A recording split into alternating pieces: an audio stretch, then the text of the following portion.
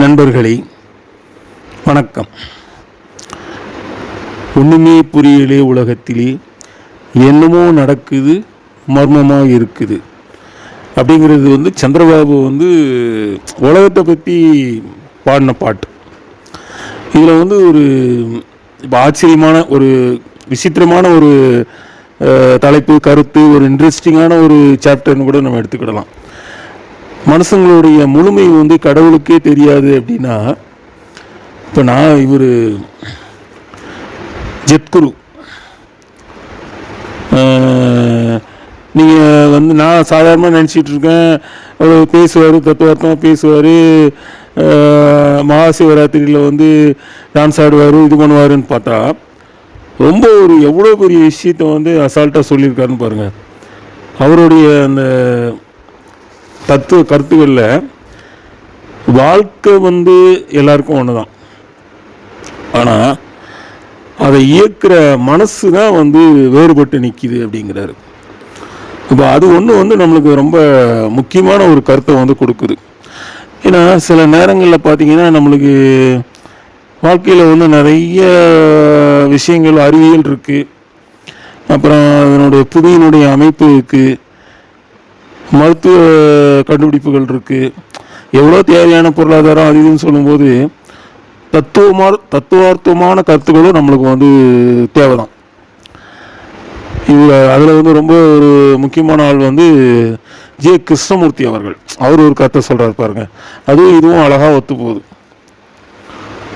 நீங்கள் தனியாக பயணம் செய்ய வேண்டும், அதிலே நீங்களே உங்கள் ஆசிரியராகவும் மாணவர்களாகவும் இருக்க வேண்டும்.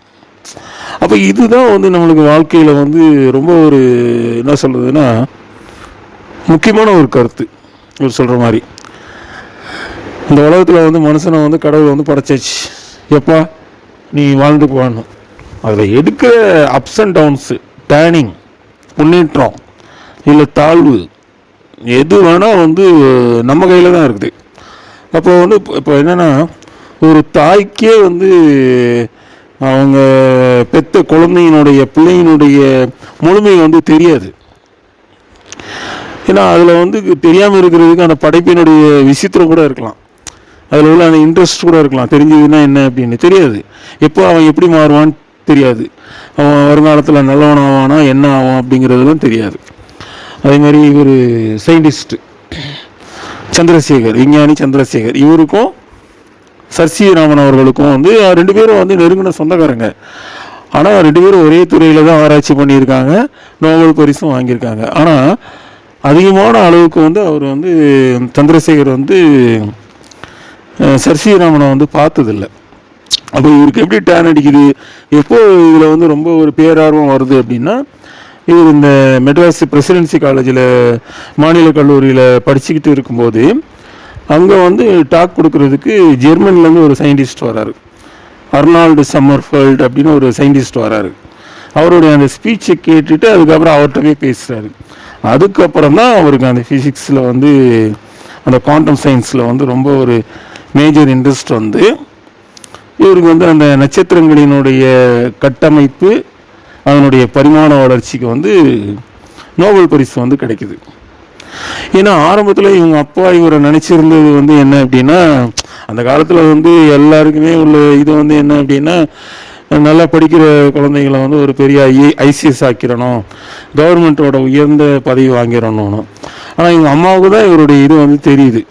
அப்போ இவருடைய மனசில் உள்ளது, இவருக்கு இதில் சயின்ஸில் ஆர்வம் இருக்குன்னு. ரெண்டாவது இவருக்கு இசையிலையும் ஆர்வம் இருக்குது. அப்போ அதுக்கப்புறம் தான் இவர் அந்த ஃபிசிக்ஸில் இது பண்ணிவிட்டு ஆராய்ச்சி பண்ணி அந்த இதில் வாங்கிடுறாரு. அப்போது பொதுவாகவே இப்போ எங்கள் அத்தை ஒருத்தர் இருக்கிறாங்க, அவங்க சிஸ்டர் எங்கேயாவது போகணுன்னு சொல்லிட்டு கூப்பிட்டு போயிட்டே இருப்பாங்க. கூப்பிட்டு போயிட்டே இருந்தாங்கன்னா ஒரு இடத்துக்கு போவோம், சென்னையிலே சொல்லுவாங்க, இந்த மாதிரி சைதாப்பேட்டையில் ஒரு இடத்துக்கு போனோன்னா டக்குன்னு டேன் அடித்து என்ன பண்ணிடுவாங்கன்னா, பார்க் ஸ்டேஷன்லேருந்து எலக்ட்ரிக் ட்ரெயினில் புறப்படும்போது நுங்க பக்கத்தில் இறங்க வச்சுருவாங்க. அப்போ அங்கே சூசை நகர்னு ஒரு இடம் உண்டு, அந்த லைலா காலேஜ் பக்கத்தில். அங்கே போய் ஒரு கண்ணு தெரியாத ஒரு தம்பதியர், இவங்களுக்கு ரொம்ப க்ளோஸு பழக்கம், அவங்கள பார்த்துட்டு போகணும்னு சொல்லிட்டு போயிடுவாங்க. அதனால் புரிஞ்சிக்கவே முடியாது. அப்போ நான் எப்போவுமே சொல்லுவேன், அவங்களோட போகும்போது வந்து அப்புறம் எங்கே போகணுமோ அங்கே போகாமல் பாதி வழியில் போகிற இடத்துல முழுமையாக வந்து தங்கிடுவாங்க. அதனால் வந்து மனுஷங்களுடைய இந்த பயணத்தையே புரிஞ்சிக்க முடியாதுன்னா அப்போ அவங்களுடைய வாழ்க்கையை வந்து நம்ம வந்து எப்படி புரிஞ்சிக்க முடியும்? அப்புறம் அதில் வந்து இன்னொரு கருத்து வந்து என்ன அப்படின்னா, இந்த இவர் சொல்கிற மாதிரி ஜேகேங்கிறது மாதிரி என்னென்னா, கடவுள் வந்து மனிதர்களை பொதுவாக படைச்சாச்சு. ஆனால் அவங்க என்ன செய்வாங்க அப்படின்னா அவங்களுடைய எண்ணப்படி தான். இப்போ இவர் அவர் ஜெத்குரு சொல்கிறதுல வந்து ஒரு கருத்து என்னென்னா, வாழ்க்கை எல்லாருக்கும் ஒன்று தான், ஆனால் மனம் தான் அவங்கள வந்து மாற்றுது, வித்தியாசப்படுத்துது அப்படின்னு சொல்கிறோம். அப்போ ஒரு கேள்வி வருது, எப்படி வாழ்க்கை எல்லாருக்குமே வந்து ஒன்றா இருக்க முடியும்னு. ஏன்னா ஒருத்தர் வந்து கண்டக்டராக பிறக்கிறாரு, இன்னொருத்தர் வந்து அம்மானியாக பிறந்துடுறாரு. அது எப்படி ரெண்டுக்கும் ஒன்றா சொல்ல முடியும்னு. ஆனால் அதில் ஒரு விஷயம் இருக்குது. ஏன்னா கண்டக்டராக பிறந்தவர் வந்து அவருடைய முயற்சியினால், அந்த மனசினுடைய உந்துதல்னால அவர் சூப்பர் ஸ்டாராக மாறிட்டார் இல்லையா? அதே மாதிரி அம்பானியை வந்து பணக்காரராக பிறந்தாருன்னு நம்ம சொல்ல முடியாது. முகேஷ் அம்பானியினுடைய பிறப்பு வந்து பார்த்தோம் அப்படின்னா ஆரம்பத்தில் கஷ்டஜீவியம் தான்.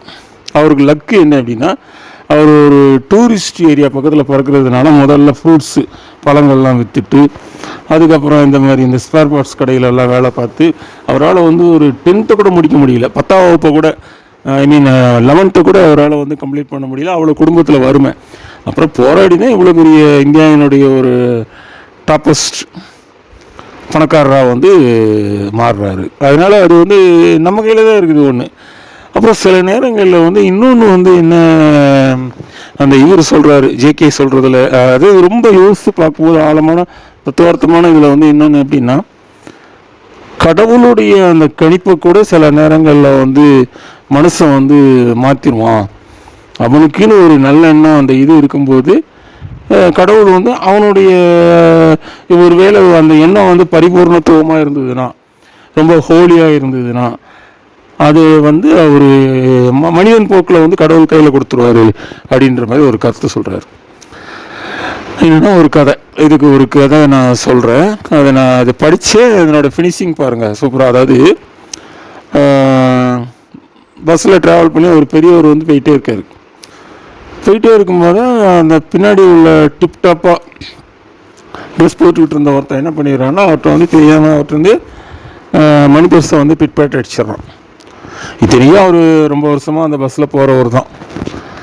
டிக்கெட் வாங்க கண்டக்டர் வரும்போது அந்த ட்ராவல் டைம் வந்து கொஞ்சம் ஜாஸ்தி, 30 ரூபாயோ நம்ம டிக்கெட்டு. அப்போ அவன்கிட்ட பர்ஸை தேடிட்டு காதுக்குள்ளே நைஸாக சொல்கிறாரு, எப்பா இந்த மாதிரி பர்ஸ் வந்து தொலைஞ்சி போயிடுச்சுப்பா அப்படின்னு. உடனே அவன் ரொம்ப ஏசுறான்.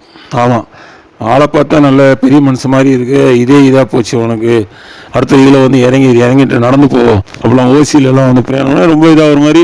அவன் வந்து ஒரு பெரிய ஆள்னு கூட அவன் நினைக்கல.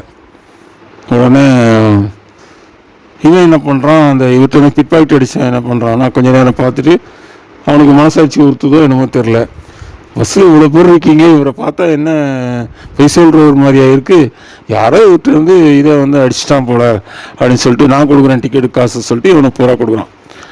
அப்போ அவர் அவன்கிட்ட ரொம்ப நன்றி பாஸ் சொல்லிவிட்டு அவங்க 2 பேரும் ஒரே இடத்துல தான் வந்து இறங்குறாங்க. அப்போ ஒரே இடத்துல இறங்கும்போது நடந்து போயிட்டு இருக்கும்போது திருப்பியும் சொல்கிறாரு, எப்போ நீ பணம் உதவி செஞ்சதுக்கு ரொம்ப நன்றி, நான் உனக்கு இந்த மாதிரி வந்து இது பண்ணி அனுப்பிடுறேன், ஜிபே பண்ணிடுறேன் அப்படின்ட்டு அந்த இது கேட்டோன்னா, பரவாயில்ல அதெல்லாம் எனக்கு தேவையில்லை, இந்த அமௌண்ட்டுக்கு இது தேவையில்லை, ஆனால் எப்போவுமே உங்கள்கிட்ட வந்து நிறைய பணம் இருக்கட்டும் அப்படின்னு சொல்லிவிட்டு அந்த ஒரு வார்த்தையை சொல்கிறான். அந்த வார்த்தையை சொல்லிவிட்டு அவன் வந்து கிராஸ் பண்ணி போகிறான். அந்த ஒரு வார்த்தை இவருக்கு ஸ்ட்ரக் ஆகுது. இவனை திரும்பி பார்க்குறாரு. திரும்பி பார்த்தா அந்த எண்ண ஓட்டத்தில், ஐயோ ஏன்னா இப்படி சொல்கிறானே, இவனுக்கு எதுவும் ஆயிடக்கூடாது அப்படின்னு மனசால் நினைக்கும் போதே பின்னாடி வந்த ஒரு இது லாரி வந்து இவனை இடிச்சிடுது. போய் அந்த பக்கம் போய் விழுந்துடுறான். ரத்த வெள்ளத்தில் இருக்கான். அவர் வந்து இவரோட பர்ஸு வந்து வெளியே வந்து விழுந்துருது. உடனே இவர் அந்த பர்ஸு எடுக்கிறாரு, இவனையும் பார்க்குறாரு. அவருக்கு எல்லாமே புரிஞ்சுது. ஆனாலும் இவர் ரொம்ப குவாலிஃபைட்னா ஒரு நல்ல மனசுள்ள ஆள்னால என்ன பண்ணுறாரு, டக்குன்னு ஒரு ஆட்டோவை பிடிச்சி இவனை வந்து பக்கத்தில் உள்ள ஆஸ்பத்திரி கூட்டு போகிறாரு. ஆள் பொழைச்சி வருது. இவனுக்கு அந்த மனசில் வந்து ரொம்ப ஒரு இது ஒரு என்ன சொல்கிறதுன்னா ஒரு குற்ற உணர்ச்சி, என்ன சொல்கிறதுன்னு தெரில. அப்படி பார்த்துட்டே இருக்கிறாரு. அப்புறம் அவன்கிட்ட கேட்டுட்டு அவங்க வீட்டுக்கு ஃபோன் பண்ணிடுறாரு.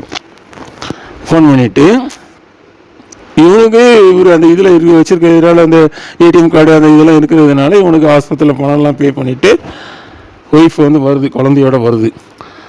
அப்போது ஒய்ஃபை வந்து பார்க்கும்போது இவருக்கு ரொம்ப ஆச்சரியமாக இருக்குது. ஏன்னா அதுக்கு பார்த்தா கஷ்டப்பட்ட மாதிரி தெரில, நல்ல செயின்லாம் போட்டு நல்லா தான் இது பண்ணுறாரு. அப்போ அப்படி பார்த்துட்டு இவன்கிட்ட கேட்குறாரு, இவன் என்ன வேலைலாம் செய்கிறான் அப்படின்றாரு. அவர் வந்து இதுக்கு போவார், பெயிண்டிங்க்கு போவார், இது பண்ணிட்டு வருவார். எப்படி ஒரு ஆக்சிடென்ட் மட்டும் எங்கே வந்தாருன்னா அதை கேட்டு இது பண்ணி அடி வந்து ஓரளவு அந்த காப்பாற்றக்கூடிய இது தான் இருக்குது. இவர் எதுவுமே சொல்லலை. சரி வீட்டில் செய்தி தெரியாமல் தான் இந்த கள்ளத்தனமான இது பண்ணுறான் போல் அப்படின்னு சொல்லிட்டு, சரி ஒழுங்காக இரு, நல்லா இரு இனிமேல் அதுன்னு சொல்லிவிட்டு அவன்கிட்ட சொல்லிவிட்டு அந்த பொண்ணுகிட்டையும் சொல்லிவிட்டு இவர் நம்ம இடத்துக்கு போவோன்னு சொல்லிட்டு போகிறாரு.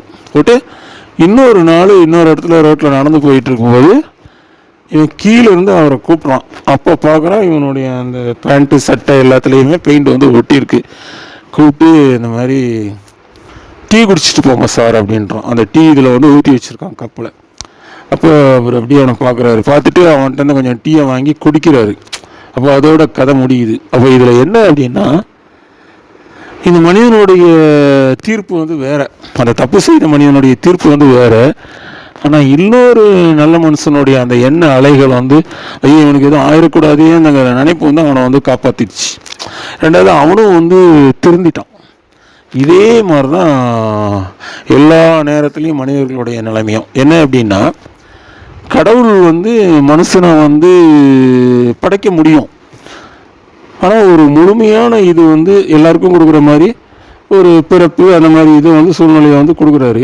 அதுக்கப்புறம் அதிலிருந்து அவனுடைய என்ன சொல்கிறது, அவனுடைய அந்த இதய பிரகாரம் மனசு பிரகாரம் தான் அவனுடைய வளர்ச்சியோ அவனுடைய வீழ்ச்சியோ வந்து அமையும்.